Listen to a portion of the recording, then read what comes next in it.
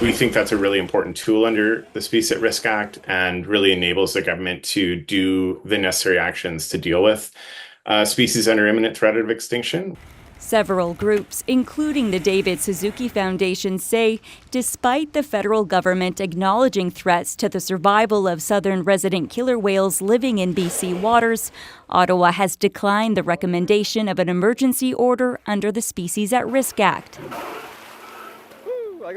Young says this is the second time the federal government rejected calls for an emergency order since 2018.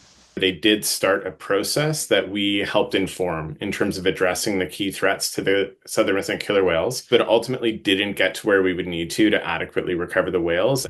The federal government says the primary threats facing this species include physical and acoustic disturbance, such as underwater noise, reduced prey availability, and environmental contaminants.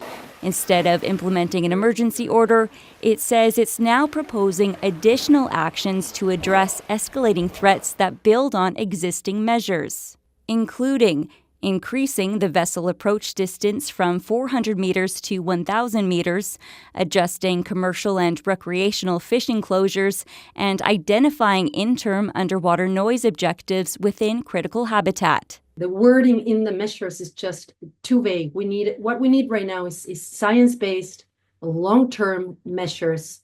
Last year, Washington State passed a bill that requires boaters to stay 1,000 yards away from southern resident killer whales.